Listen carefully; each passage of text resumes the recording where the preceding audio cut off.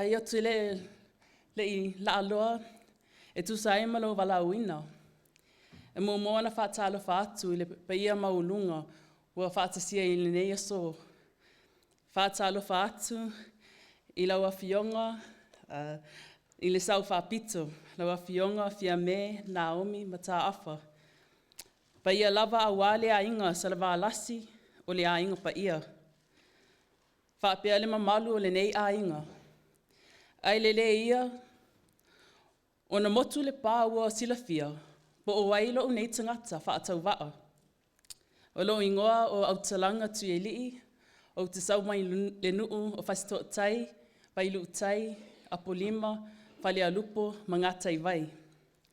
Yuma and warm Pacific greetings to you all. Firstly, I would like to acknowledge the Ngunnawal and the Ngambri people who are the traditional custodians of this land on which we are meeting, and pay my respect to the elders of the Ngunnawal and Ngambri people, both past and present. I also extend this respect to all Aboriginal and Torres Strait Islander people present, as well as those who are joining us online. My name is Autalanga Tuiali'i. I am a new bachelor's graduate and a proud Samoan diaspora woman. I'm very honored to be opening today's session on making headlines, Pacific media, information, and influence. I would like to hand the session over to Associate Professor Anouk, who is of the Department of Pacific Affairs here at ANU. Whafte lava.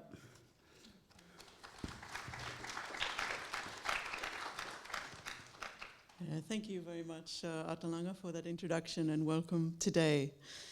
I'm here actually at the initiative of our professor at the Department of Pacific Affairs, Meg Keane, who's actually unfortunately unable to be with us today, but I know will be listening intently. And she had this sort of dynamism and vision that we should get together and we should talk about current issues facing the Pacific media. I also have some interest in this topic myself, having done some research on conflict and violence in the media and misinformation and disinformation, and of course being married to a cameraman, which gives me a particular insight into some of the crazy issues that the Pacific media has faced and does face. So we meet together today to talk about some of the challenges that we have for the Pacific media, but also, what's being done, and particularly how Pacific media and researchers can work together, to create some positive changes in our region. We know that the challenges are big, that we face, a change and a structural change with the rise of social media versus our traditional media sources. This is leading to rapid spread of misinformation and disinformation, as well as structural changes to how the media funds itself, how it does its staffing, and how the journalists do their work. So we're going to talk about all these issues and then also talk about the amazing work of my two panelist speakers today. Now, unfortunately, we were going to be joined by Stephen Dziedzic, who's the foreign affairs reporter for ABC. If you've been online on the media today, you will understand that there are a number of breaking stories, particularly around defense spending and security. So unfortunately, that's brought him away from our panel today, and he sends his apologies, and we accept and understand the situation he's in. But this is the only bad thing about Stephen not being here is that it does give us lots of time to talk with our other two amazing speakers. So to the right of me, we have Belinda Kora, who's the Secretary of the Media Council in PNG, and also the lead for Women in Media, PNG, and is one of our most senior and respected media professionals in the region. We also have Dr. Prashanth Pillay, who has done some amazing research on the state of our media and some of the current challenges that we have. And his role is as Manager of Research and Evaluation at Australian Broadcasting Corporation International Development. So without further ado, I'm going to pose a number of questions to our speakers, and then there will be time at the end of the session for questions from the audience as well. So think about those as we're discussing today. So we might start with you, Belinda. From where you stand, you're in PNG, you have these multiple roles in the media landscape. What do you see as some of the risks coming up for Pacific media?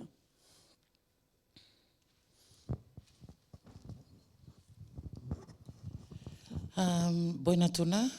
Thank you very much in my traditional language, and good afternoon to everyone Very important question, and I should say that as we sit down here and discuss this, it is becoming an increasing worry for me as the Secretary of the PNG Media Council in relation to disinformation, misinformation. It wasn't like this 20 years ago when I started in the industry, but the risks are getting higher as our onliners, our viewers, our readers are now moving towards social media for first-hand information and all the breaking stories that they think they can get with it without being filtered at all on social media at all.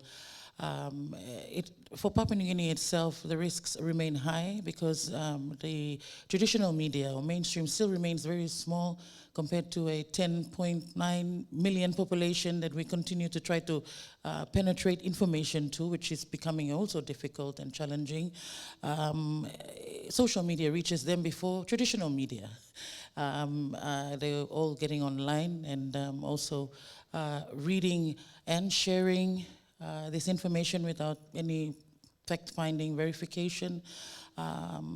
When this continues to happen almost every day when you wake up and pick up your phone, the risks remain high. For PNG specifically, and I won't be able to speak for the other Pacific Island nations, but I've realized the increase in violence on our streets during election related processes that are happening outside of Port Moresby, the capital city, during events that are related to politics, very much politics all the time.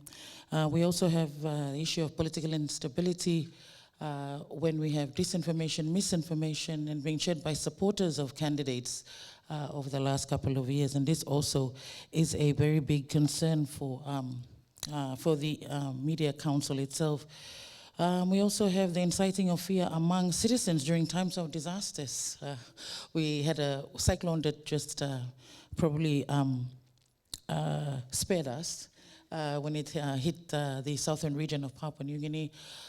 We had people who wanted to be weather people, weather office people, and also sharing information that was hitting Port Moresby. That was frightening for many residents in the city. We even had the risk of people sharing information in relation to a cure, finally, for HIV and cancer that people also spending money on and not going to the doctors for checkup, vital checkups, so you're diagnosed and treated ASAP.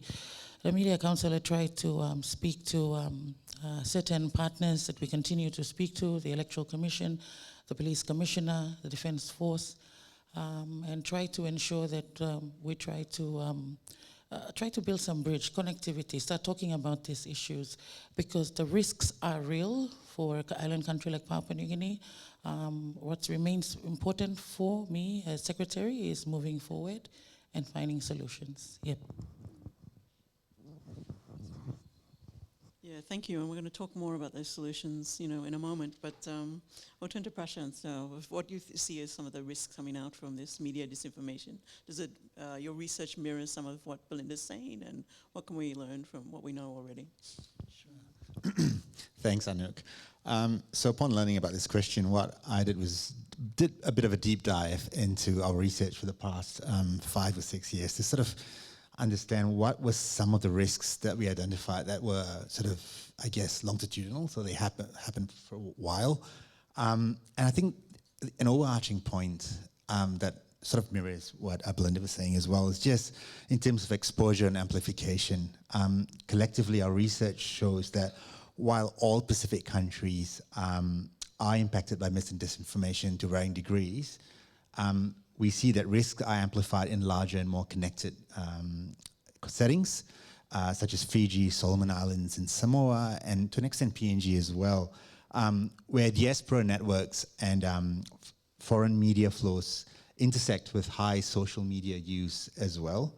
And what this does from the evidence is that it creates an environment where information is sort of shaped and sometimes distorted across borders, often faster than when it can actually be verified. The other interesting sort of, I guess, theme that came through upon my reflections was the whole issue of public harm. And mis and disinformation actually can have, as most of you would know, material impact on the lives and trust in official information and also institutional decision making. But when I sort of dwelt a little bit deeper, there were sort of two main streams in our work where this was most pronounced. The first being in the health space. So back in 2020, we did a research project called Curb Your Infodemic. And basically, it was an in-house tracker that tracked public conversations on public Facebook pages around COVID-19. The aim of it was, we were just keen to find out what were some of the key themes being discussed. And what we found is often a considerable number of audiences tend to default to skepticism towards official information, instead relying on a small number of, I guess, trusted sources or sources that they deem to be trustworthy. And these typically include community Facebook pages that are popular in specific provinces or communities. Some have crossover with current affairs groups or entertainment groups. But it made me think about the role of public interest media and how now more than ever there is an impetus for public interest media to be part of those conversations. And it's a hard challenge as well, as I'm sure Belinda can attest to. And the other sort of quick point I wanted to make was in regards to the climate space. We did a recent research piece into emergency broadcasting in the Pacific.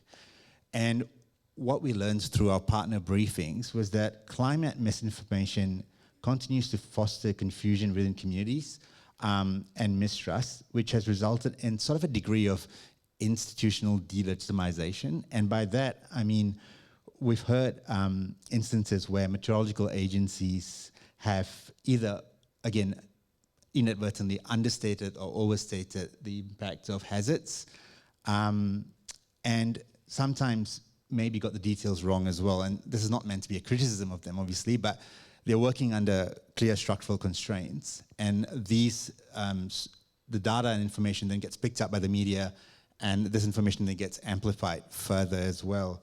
And what this does eventually is, obviously, as past evidence goes by, it sort of weakens democratic decision-making. And it has, I guess, broader implications of disaster readiness as well. I've got a final point as well on this one, just around regulatory risks through mis and disinformation. And this came out through our research back in 2024 with the State of the Media series, where we looked at the media landscape across 12 Pacific countries to just understand who the major players are, what are some of the key legislations impacting media freedom or press freedom more broadly. And it shows that, I guess, misinformation can also prompt increased government regulation or proposed regulation of media. So while these legislations are intended to address harm, the media practitioners that we spoke to note that these responses can actually risk constraining public interest journalism and sort of weakening accountability. Some examples, again, the report is online, so some examples include journalists' concerns of Fiji's Online Safety Act. I think it was introduced in 2018. And also the media and communications legislations in Solomon Islands that were introduced in 2016. There were legitimate fears about how these can have long-running impacts around journalistic freedom. And yeah, so that is sort of a bit of a nutshell on some of my research areas. Yeah, thanks so much for this outline of, what are actually very interconnected issues, right?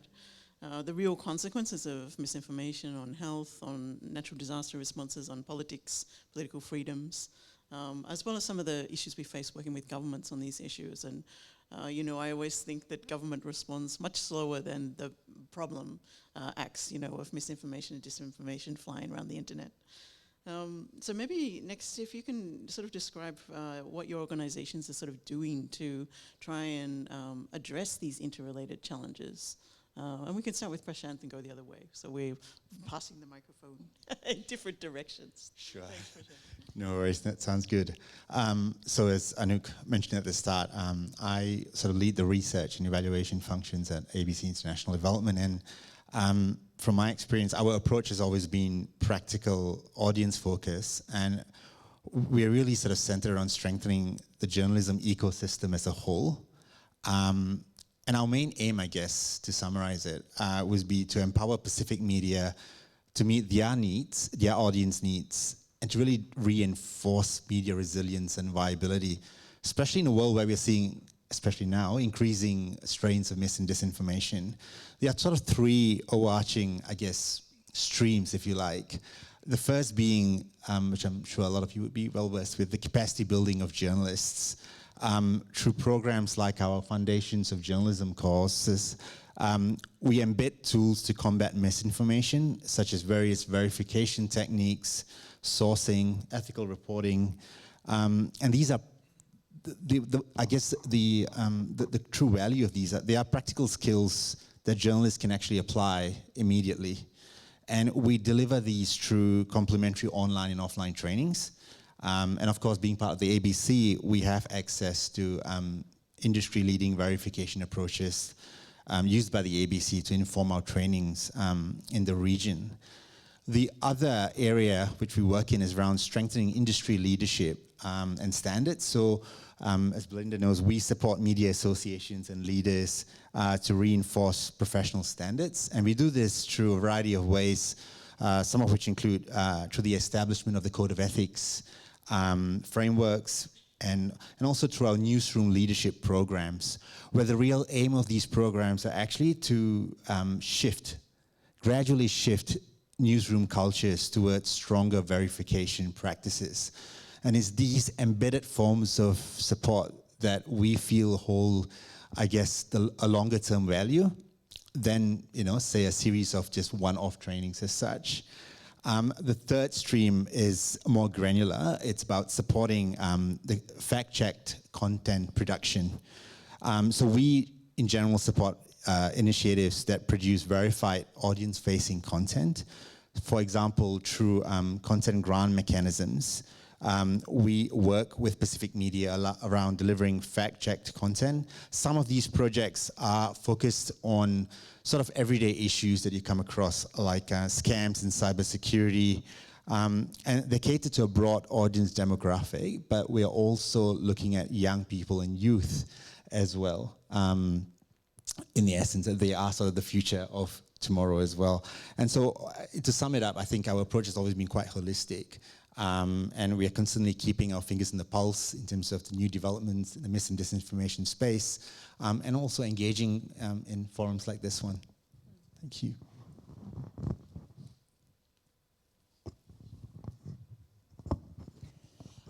For those who are unsure about Media Council of Papua New Guinea, so I'm the secretary. The Media Council of Papua New Guinea is actually a hub of it's an association that looks after 11 of the mainstream media in Papua New Guinea. That's post-Korea national, and we've been in existence for the last 20 years. Our president is Neville Choi. I know you've heard a little about him. I'm the secretary. Vice president is Gregory Moses, and Genesis Ketan is the treasurer. So we're all journalists that are running the full-time executives of the council. Media Council of Papua New Guinea has no editorial powers over newsrooms, all our members, but what we continue to drive in these newsrooms is through the editors' meetings where we have with them every month. We have the Media Code of Ethics that was relaunched in November of 2024. Also taking in AI generated articles. It was 20 years old, so we really needed to update the Code of Ethics of PNG. So the council is working now with partners to come up with, it's a new initiative that is called the Media Information Integrity Initiative, or M3I. It is aimed at guiding the industry's ethical application of AI-powered tools in media production. In short, it's a fact-checking program that newsrooms can work on building whilst utilizing, and we are trying to get this up and running before 2027 national general elections. We have met with our partners, and I think our biggest partners is Transparency International, PNG. We've met with the acting electoral commissioner, who is very much interested in this, especially as we go into the next elections. With all the misinformation, disinformation, it's also a challenge for the Electoral Commission itself. We're also trying to seek out partners so we can have a homegrown fact-checking program, or to be installed in all the newsrooms with all the members also being able to utilize with that. Right now, our biggest problem is trying to ensure that we have funding. So that's the only setback that we have right now. Apart from that, the Media Code of Ethics is one of the most talked about initiative that the Media Council wants to continue to talk about in our traditional newsrooms, because it is not an easy fight. Every day there's challenges in the traditional newsrooms that cannot be even compensated when social media is already taken over, even before we started talking about AI. So it's just come to a point where we need to ensure that we're building the trust. Trust coming back to traditional media depends on you getting it accurately right before breaking the story. We're not racing here. We're trying to make sure that you must get it right before you break a story. We've told all our editors for Post Korea National to start moving towards online. So you will realize Post Korea National, TV1, NBC have now Facebook pages. That is one of the initiative of the council. We have no choice. We just have to move online. And if we can't beat them, we have to join them and make sure that we're able to flush out misinformation and disinformation, and also be able to break stories. We can't do that anymore, like breaking story on radio, but we can still get it right on social media, especially for our print newspapers, traditional newspapers. Apart from that, I think working with partners, that has been a really big bonus for our reporters. More than 200 reporters around Papua New Guinea, stringers and reporters in all the newsrooms. It's not an easy task training everyone, but we try our best to continue to work with partners like ABCID, PECMAS. We have the UN that has been able to also upskill our editors, upskill our reporters, upskill our senior reporters. So we're able to start to look at new ways of countering misinformation and disinformation. Yep. Yeah, thanks, Belinda. And I mean, fact-checking has been a perennial problem, and I feel like it's getting actually more complicated because we have misinformation and disinformation coming from overseas. We have that which arises from within the Pacific Island countries. So it's really interesting to hear that you're actually employing, AI tools to help with that. I'm just wondering, Prashanth, if you wanted to pick up on, have you seen other good examples of what we can do with the fact-checking from our other Pacific Island countries? In terms of fact-checking tools, often I find that it goes back to the whole idea of strengthening skills at a fundamental level in terms of the core set of skills. Because if we're talking about, I guess, the endurance in terms of impact, having those skills would make you more resilient more generally. And it's AI, I feel it's a good tool to amplify those skills. But what we're finding across the Pacific to varying degrees is that whether certain, journalists can actually write good stories, but that knowledge of those core skills about verification and sources and sourcing, it has to be, I guess, ingrained in that workflow and practice at an individual, but also at a newsroom level. And the way we've approached it is to actually see these as foundational bedrock before we explore some of the potential that AI has to offer more broadly. But it's really interesting to hear, Belinda, about the AI initiative, and it's something that I have to admit I don't have much knowledge on in terms of the advancements that AI have in this space. But I'm certainly excited to learn how that goes in PNG. Yeah, Much to learn from that particular example. And what about our higher education institutions? You know, a lot of our journalists do go through tertiary institutions for training. What have both of you been doing in relation to universities and other higher education institutions about these issues? From sort of the ABCID angle, so we sort of engage with higher education sort of universities in the Pacific. Mostly, I must say, because we are mostly donor funded, a lot of our programs, obviously a lot of our time and resourcing goes into program implementation, but we do make it a point to actually speak and publish at various tertiary education institutions around the Pacific, like the Pacific Update and the Australian Aid Conference. Basically, I think our main goal, or at least our objective, is to actually be part of these conversations and to be able to sort of feedback those learnings to our partners in the Pacific. And I certainly would welcome the opportunity to collaborate in the near future if funding permits on these areas.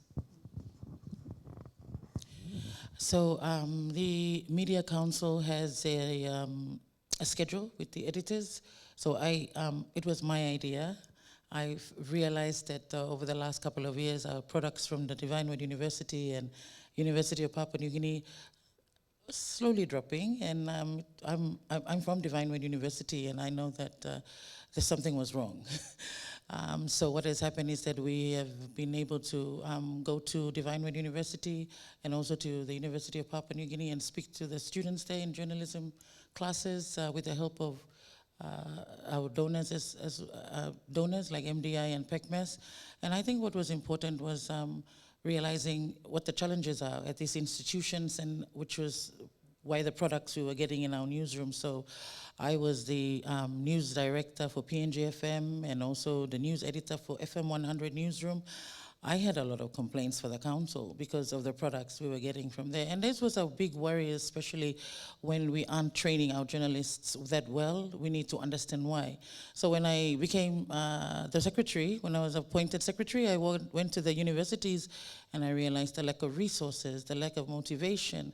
And so I scheduled editors to go and speak to our students at the Divine Word University and University of Papua New Guinea every month, just to give them the practicality of what is happening in newsrooms right now, and not really to force anything on lecturers and all that. They have their own program to run with respect to that. But also if students have any questions on what's happening outside of the classroom, then the editors of each of the members are able to answer them as well. And Belinda, especially, you mentioned working with government, you know, the Electoral Commission and others, to have a combined response to some of these misinformation and disinformation that comes out, particularly during elections. It could be a really crazy time for that sort of stuff. But have you seen any progress in ways that we can work better, like as media, ways we can work better with the government to respond to these issues? Yes, it's a very important question, especially from Papua New Guinea and our most talked about national media policy by government. Yes, we rejected that policy 5 times.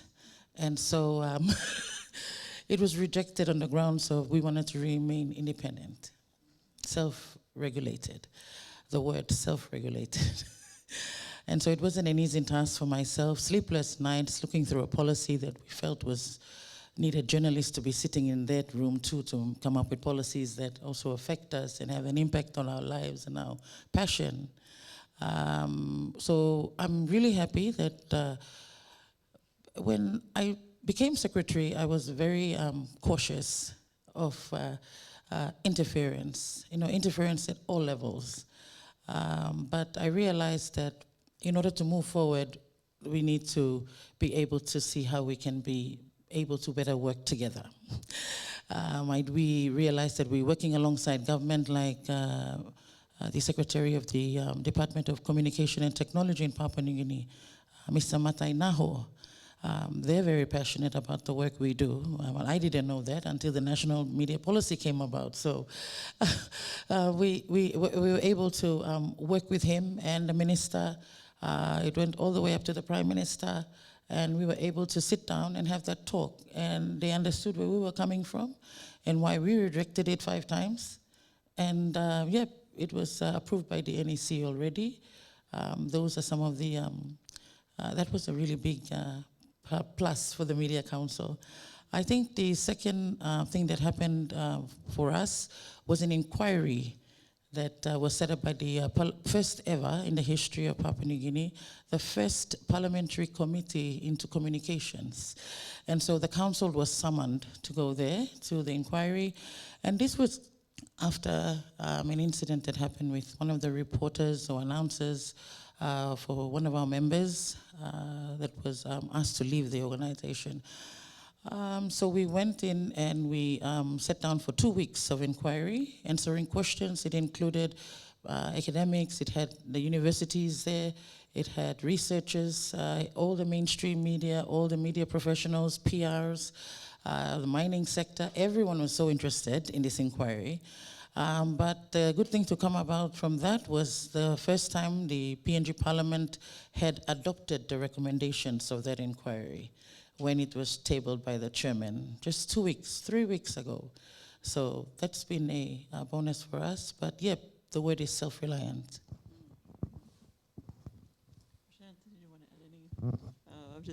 Prashanth, did you want to add any comments on, the government and media working together to tackle this problem, misinformation and disinformation? Sure. I thought the PNG example, because we were following it with interest at ABCID as well. I think it sets a good model in terms of consultations as well, more broadly, in terms of what can you expect of the media, but also of the government in these exchanges. And how can you sort of improve the process going forward? I remember the Media Development Initiative, I think, supported some of the responses in the broader media sector as well. And often at times like this, you realize what is at stake. And it's grounding as much as it is concerning. It's also quite grounding in terms of the important work that public interest media do and how fragile it can be at any moment in time as well. Yeah, absolutely. Well, we might have time for some audience questions if our volunteers can get some roving microphones to the audience. I'll just remind everyone too that we are being live streamed. So when you pose your questions, if you can identify yourself and keep your questions to the point, that'd be great. So yes, any questions for our speakers this afternoon? We've got some coming to the back there.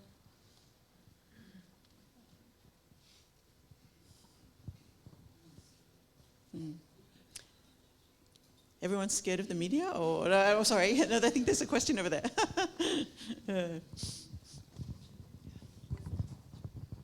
Hi, good afternoon. I was waiting to see if anyone else would go first.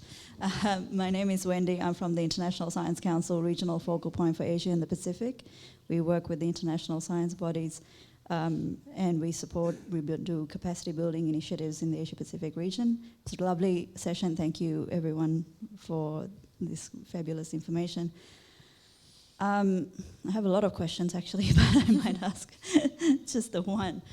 Just to try and understand a bit more about the media landscape in different Pacific nations that we're talking about. Is there, if at all, an influence from because you said people seem to be taking a lot more information straight from social media and sources that they seem to trust. Could you elaborate a bit more about what those sources are, and are they directly is that the influence in media is essentially what I'm trying to tap into? What does that look like in the countries that you have studied, and who are these sources that people seem to be trusting more than the media? If you could elaborate a bit more on that, that would be great. Thank you for the question. Who wants to have a go first? Go. Okay, very important question. So For Papua New Guinea itself, sorry, I can't speak for the other island nations, but for PNG, we have people who love to be wannabe reporters. It's not a good thing to say, but everyone wants to be a journalist. So we have people who are at the disaster zone. They take pictures. They say 7,000 people just passed away. Even no one really died from the flood, and that's my job to verify. When you start posting things like that, people start moving uphill for nothing, you know, and that's an issue that's been happening. And we don't really have a source. I work full-time as ABC reporter for PNG. I have to message these people directly and ask them questions, and then they block me. Ask questions like, can you tell me, where are you, which district are you, you know. For me as a journalist, social media is can take me to Mount Hagen or to another province. I can be able to source information, but they're not reliable sources. They are not reporters. They're not able to filter those information. And so for me, that's a threat. Because I need to make sure that accuracy is going out. And if I can't do my job, then everyone else is doing it for me, and that's not right. Thanks for the great question. It's interesting. I just to reflect my positionality here as a non-Pacific Islander and more of a researcher. I'm not a journalist, but based on the evidence that we have, particularly in the research that we did in 2020 around curb your infodemic around misinformation and COVID-19, we published a paper you can find online. It's called Coconut Wireless. What we found was a lot of the misinformation stems from word of mouth first. And it is true that that sort of conduit where we then see the same narratives sort of develop in more community-focused Facebook groups. And I can't speak for all the Pacific countries, but based on the evidence, it's mostly around groups that focus on community, sort of current affairs. These are informal groups put together by probably a few influencers with a substantial following. And there are other groups as well that are less focused around current affairs issues, but more, I guess, more aligned with entertainment. And often that fine line between making a joke and actually saying a fact, there is sort of a fluid boundary between both areas. But it's a fascinating area of research. And sorry, I hope that sort of answered your question. Thank you. Yeah, I might just throw in a little plug for some research we've also done at the department, which is about foreign disinformation. So we do have foreign disinformation, particularly coming from Indonesia, for example, about West Papua influence campaigns, and also China and Russia from time to time as well, usually around elections and issues around democracy. And I know Nick's here, so he'll want to talk about also disinformation regarding the French territories as well. So the sources of disinformation can be multiple topics, multiple stakeholders. To give you an example, we had a case in Solomon Islands recently where there was some stories around kidnappings. And it sort of created widespread fear and alarm, and it actually created one small incident of violence. But as far as we can tell, it wasn't... it was a fake news, basically. We've seen those fake news kidnapping stories also arise in some of our other neighboring Pacific Island countries. When you drill down to who did this, it may be a combination of local actors and copycat effects, Unfortunately, the internet provides us with many great things, but it also provides us with a platform for people perhaps with malintent or, strange ideas to spread their ideas, more quickly. So thank you very much for that question. We could talk about that probably for a long time, but we'll move on to other questions coming up. Yeah, thank you. I had a comment that is in fact a comment, but I'd like the reflections from the people, because it's slightly different in other smaller countries than PNG in Australia. And three things that you said I'm anxious about. I work as a correspondent for Islands Business Magazine, which is locally owned publication in Fiji, so we're independent media and struggling media. Fact-checking. Who checks the fact-checkers? It's not just bad guys like the Russians and Chinese who put out disinformation. when I was reporting on the crisis in New Caledonia in 2024, I was publicly denounced for fake news because I was reporting on police violence. And we stood by our reporting, and I'm proud to say we were right, but it was a fairly hostile environment when senior French High Commission people were saying we were lying in a conflict zone. And that's there. And do you get government to fact check you when the governments are putting out disinformation?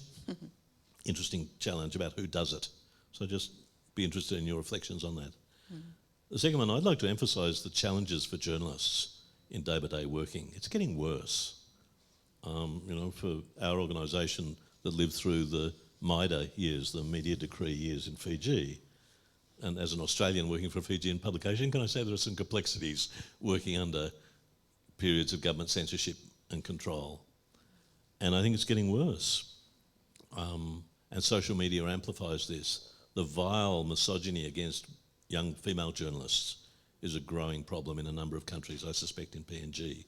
That constrains their work. If they challenge people have a go at them. Just outright bans, being banned from countries, which a few of us have experienced, but even press conferences. Last year, Prime Minister Albanese banned Pacific media, his staff banned Pacific media from his press conference. It's trivial, it's a press conference, but it just symbolises Samoa, there's problems in a number of countries, So when we're saying, there's these external forces bringing in misinformation, disinformation, government will help us check, hang on, let's look at home first. And finally, I wanted to throw in a challenge to talk about capacity building. I always believe in capacity mobilisation. There's enormous capacity amongst journalists in the Pacific, and they're poorly paid. It's not a great career path. I am very much a dinosaur. Most of my colleagues at the forum every year are 25 years old, and they get paid more working for UNDP than for the media, particularly for small countries. There's not a lot of options if you tread on toes. There aren't 5 countries to choose a job from. So it's a hard career, and those who do it really, really like it. But there's been a flurry of interest from Britain, Australia, US to support independent Pacific media, so we write stories about Chinese corruption, and yet that's not reliable. The US funding disappeared, and I think it undervalues the capacities that exist in the Pacific. I am a dinosaur in the sense that most of the Pacific journalists who turn up at the forum now are young Pacific Islanders. Belinda and the ABC team are largely Pacific Islanders, and that's a generational change that I don't think people in Australia have realised. And that's something I'd like to put on the table. How can we mobilise the skills that are there who report in a Pacific way rather than think that we've got the answers about how to report in a country like Kiribati? 3 areas that I'd welcome your reflections. Sorry, there's a bit more comment than question, but I hope you give me the leeway, given Stephen's absence. Yeah, thank you.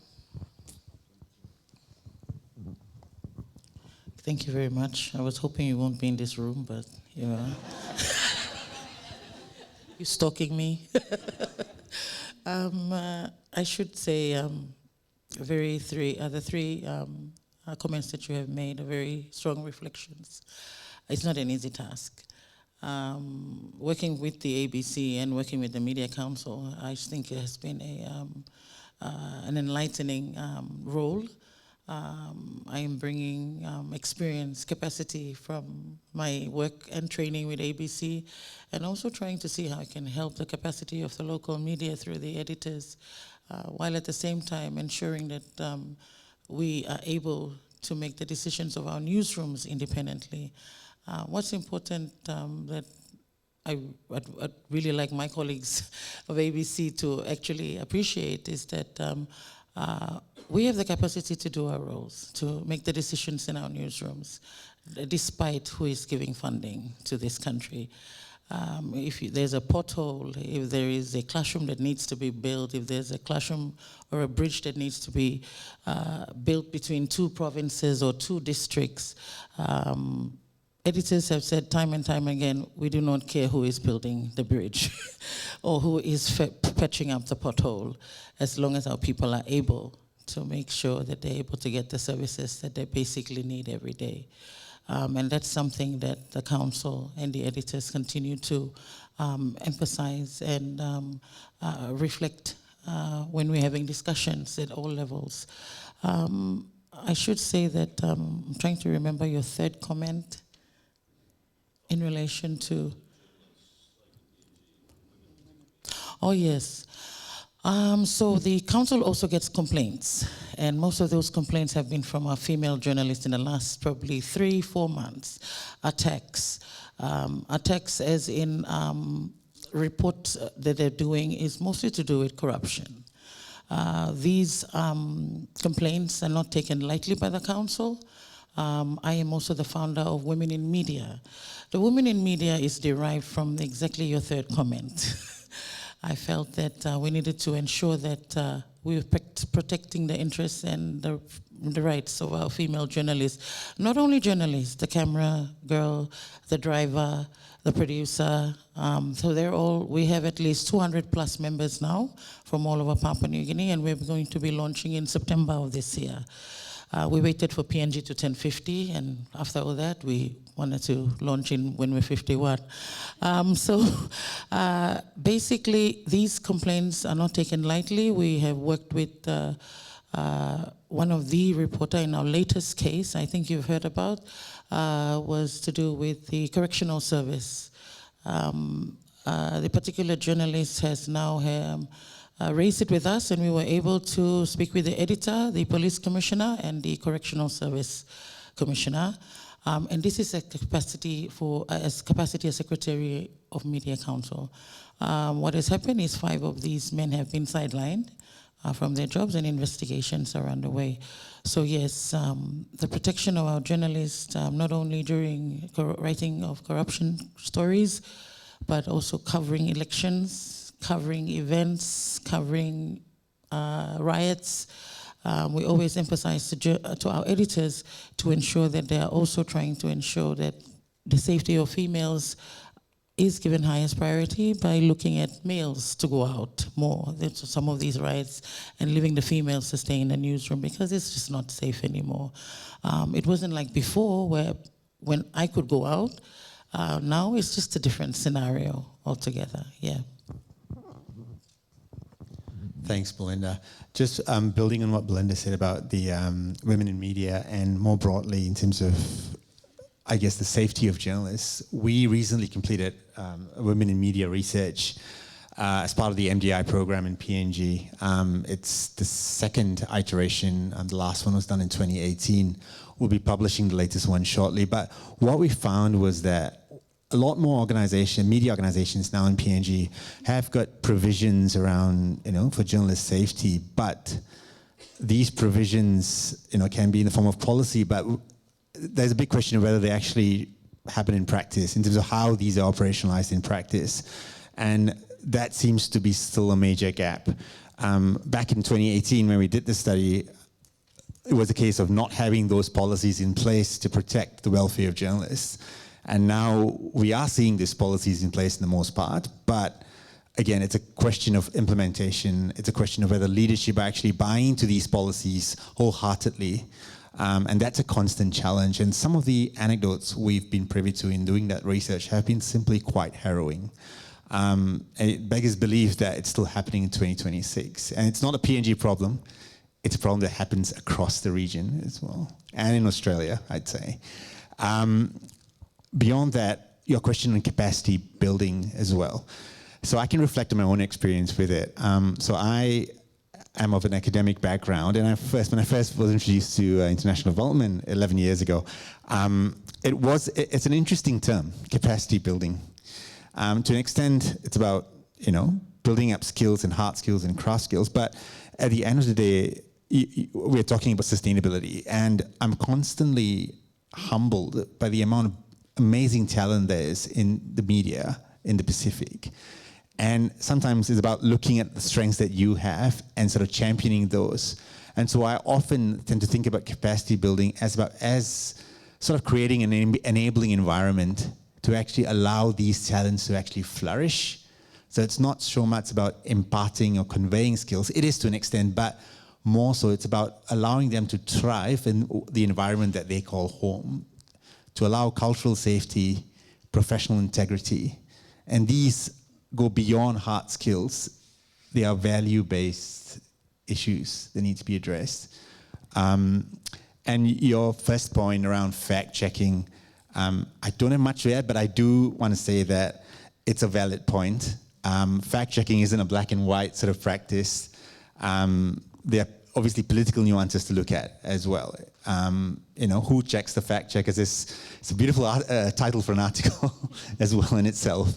And it's something, so I guess it goes back to the whole idea of power dynamics and the political economy as well, in terms of who owns the ideas and where is it coming from. And I think keeping that sort of interrogating these questions consistently is a key part, I guess, of the work of journalists as well, and researchers to an extent. But thank you for this question. It's really, really insightful. Thank you. Thank you. Now we have multiple questions. Everyone's got a question. Great. So we'll have a few more questions, and if you can just signal to me when we're almost at time. Thank you. Amanda? Thank you very much. Amanda is my name, Dr. Amanda Watson. Thank you for this very interesting panel. Thanks for organising it, Anouk, and thanks to Meg and Prashanth and Belinda. The question of the media literacy or digital literacy of citizens of Pacific Island countries, it's vaguely been alluded to indirectly in discussions, but has not yet been mentioned. I'd very much welcome comments from the three of you on your thoughts on media literacy and digital literacy. And if I may, I'll just very briefly say that last month I was in a rural village in Madang province of Papua New Guinea for 3 weeks. I haven't yet published this, of course, but a lot of people were accessing information using YouTube. And when I inquired, basically people were talking about the war between the US and Israel and Iran, and people, even in the rural village, quite a lot of people were aware of it. It was just happening, sort of starting to happen as I was there. And people were saying, I get the information from YouTube. And when I tried to ask people which YouTube sites, which sources, I had the impression that maybe some of them, maybe I didn't ask the right people, but certainly some people I asked didn't understand the question, and they just go to YouTube and just evidently whatever comes up through YouTube's algorithm is how they get their information. So that's just the very latest, which I don't really understand yet, but I would welcome thoughts from the panel about these issues. Thank you. Thanks, Amanda. So we'll respond briefly to the question about media and digital literacy, and I'll encourage those of you at the back, if we can get some microphones to the back for the next questions. Thanks. Just a question here. A question on, I'm Gordon Anouk, by the way, from the University of Auckland. A question on journalism programs that you are aware of in our countries in the Pacific. I'd like to hear your comments on some of the programs that we have, because there's an indication that maybe they're not up to par in the earlier statements. Can you just elaborate on those and maybe explain what would be some of the critical skills that are needed to be introduced in those programs? Thank you. I'll probably just quickly answer Amanda. Yes, I'm sorry.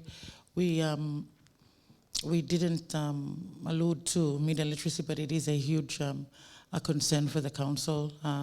The urban centers, not really, but once you start going into some of the remote areas of Papua New Guinea, especially to Rabaul, to Mount Hagen, to Vanimo, to the New Guinea Islands region, once you step in, people don't really know, okay, what's Belinda's role?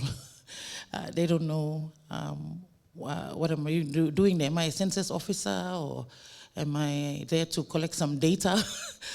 So yes, it is media awareness and literacy about the role that I play in my country is a big concern still. Reintroducing myself into communities most times is what I need to do when I go into some of the remote areas compared to the urban areas where a lot of people are still educated enough to understand why we're actually trying to chase over a riot and trying to cover stories and holding a camera. But unfortunately, in the last couple of months, I've actually picked out something, and that is even the educated elites of our country, not only the public servants, but the ones who are supposed to be protecting the rights of journalists at riots or probably at violence that erupts in one of the suburbs. It is now being seen as a concern because the disciplinary force is also asserting some form of violence against us already, not like before.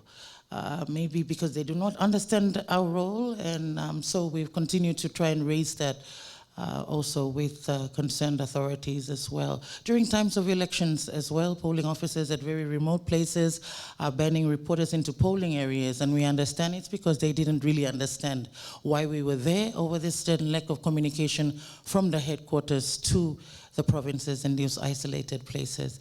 Sorry, I'm trying to remember your second question. I think okay, so for the programs or maybe the courses offered at the University of Papua New Guinea and also at Divine Word University are quite different. We were not able to access the course for journalism studies at the University of Papua New Guinea because they didn't want to give it to the council. They said it was government property. For Divine Word University, we were able to sit down with all the head of the department and everyone there, and we were able to look through the program. And we realized that, yes, it was a little out of date with the times that we have been able to catch up with in our newsrooms now. And so we were able to sit down and also try and look at the practical side of that course, meaning like, not only theory, we needed to take reporters out of the newsrooms and be able to get stories from the community around Madang itself. Like there was too much courses, less hours, not enough funding. They had their own issues as well, less classes as well. They had like 2 to 3 classes a week. So yes, they did face a lot of other challenges as well. So apart from that, we try to work with them and also work with partners to help these universities as well. Yep. Thanks, Belinda. And just on your point, Amanda, about media literacy, that's a great one. In terms of what we recently did a sort of a national survey in PNG on just the media landscape and our audience behaviors as well. And what we found was, even instances where audiences felt they could identify instances of mis and disinformation, it didn't necessarily translate to information resilience. Like, often we are more confident than we think of our skills, but in reality, it's actually quite difficult to identify these instances, especially with AI on the fore as well. And that, I guess, adds an additional layer of challenge in building our media literacy programs more broadly. As part of ABCID, I know that we are working with various parts of the ABC around who specialize in media literacy more broadly in terms of understanding how we can bring those learnings into the communities and partners that we work with. Because ultimately, it's about going to the communities and speaking with audiences directly to try and understand, without assumptions or preconceived assumptions, understand what their frame of thinking is in terms of why certain sources, why they have more affinity to certain sources than others, and sort of build a sense of understanding from there to really sort of guide their minds towards verified sources. And I think it's a gradual process as well. Certainly some of the literature you might have read around media literacy more broadly, not in the Pacific, but in parts of Africa where they've published quite a bit on this subject. Often it's about feeling judged that these programs don't necessarily gain traction and as much. And I know that there are new sort of ideas coming into place to actually introduce these media literacy programs into communities that start from a point of non-judgment. It'll be interesting to see how that space develops. But thank you for the question. So I have a thank question. you. Just have one question, quickly.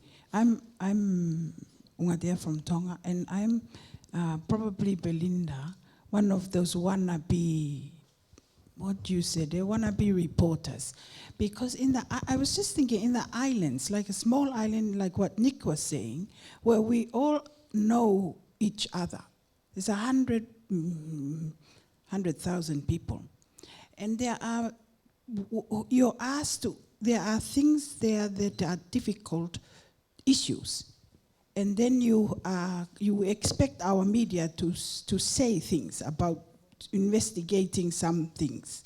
But those people are also related to those very people that they're supposed to investigate, or have some sort of ties to them.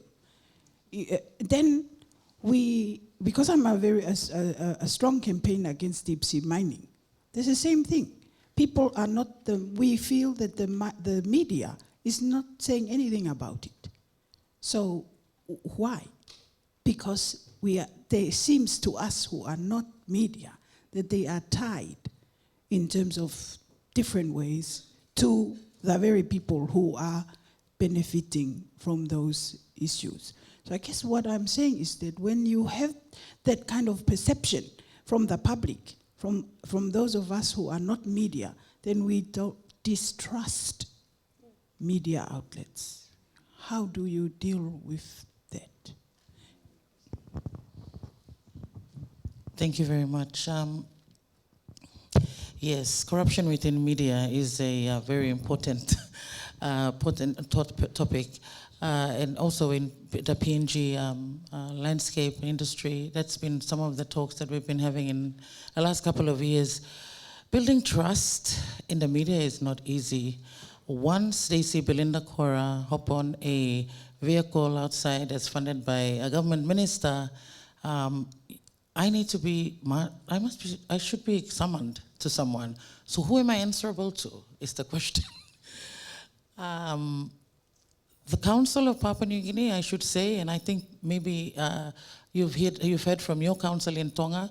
The Media Council in Tonga came over to Papua New Guinea, and they actually came and understudied our council to build a constitution and their structure. That's when I realized that there were similarities in our challenges as well, when we all sat on the one table. Building trust isn't easy, and what we have been able to do in the last couple of years for the council is come up with what we're going to be launching very shortly, is the Leadership Complaints Tribunal. So the Media Council was continuously told by the government that, do you have a way of keeping in check your reporters in the newsrooms, apart from suspending them for a couple of weeks? Some of the, I should say, the conduct of journalists are unacceptable at any level. And so we sat down with the editors, and we've decided that in 7-man tribunal for the Media Council, totally independent of the council, we'll be looking seriously into complaints against the industry members. So this is one way that we've tried to look at, because we felt that in order to rebuild this trust, we need to hold ourselves accountable. And I can only speak for us in Papua New Guinea, but it's something that we hope that will also trickle down to the smaller islands. We need to hold ourselves accountable. You can find different ways of trying to hold yourself accountable. I should hold myself accountable. Neville Choi should also hold himself accountable, but who are we accountable to is the question. We don't have that. So with the leadership tribunal that the council is trying to set up, we will now be held accountable.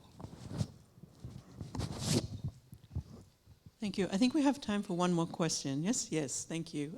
Just at the back there, thank you.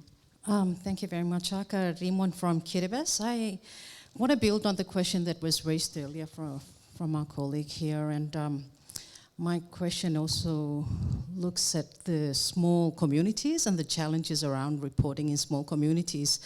But can you give us a state of the Pacific progress on whistleblower acts? I'm interested in understanding how that applies in practice, given the smallness of some of our communities and given also the role of the media as the watchdog. I also noted in the discussions previously before me the value of training and access to information media training and literacy.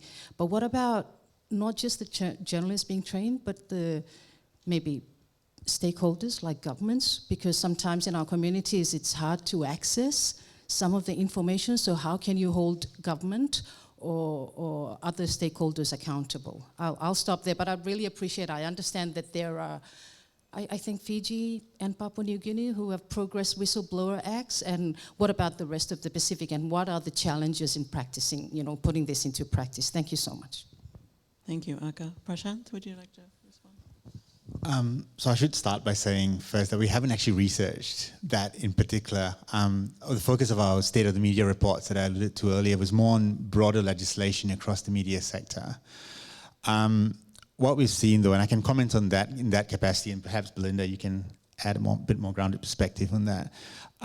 It's often instead in smaller countries, and I'm not going to mention any countries at this stage, but what we see is that boundary between, where we talk about instances of state-owned media, for example, that boundary between being a public servant and being a journalist is often not as clear. And that poses all sorts of questions, even when you think about whistleblowers as well, and the implications of that. And I think it's something worthy of a lot more sort of research. But again, there's a lot more nuance to it, and I will pass it to Belinda to maybe provide a bit more light on the side of whistleblowing. That's a really good question for, I think, Dr. Eric Kora, if he was here. But from my understanding, and we talked with Dr. Kora on behalf of the council, I think we are trying to review our Whistleblowers Act, for PNG, because I think it's, just adding on from what you said, it's more leaning towards complaints against public servants alone and by public servants alone. And so that clarity is needed in our Whistleblowers Act. And that's basically what I know from our talks with Dr. Kwai and his team. I should also point out that another follow-up important information in relation to disinformation, misinformation is we are also working with Dr. Kwai and his team to differentiate the freedom of the press against the normal democratic freedom of all Papua New Guineans. And that is something that we're also trying to work on as well. Thank you. I know that there's a few hands up earlier. We've got time for maybe one more question. Okay, great. So last questions to the group, and otherwise I'll refer back to some final reflections from our speakers this afternoon. Any last questions? I mean, we've talked about so much, and it's hard to distill some of these really complicated questions in responses, from our Pacific media as well. I think we've got some interesting, innovative examples of solutions that each of your agencies are responsible for, and some really hard challenges ahead. Yeah. So maybe any final reflections from both of you about where to go from here, please.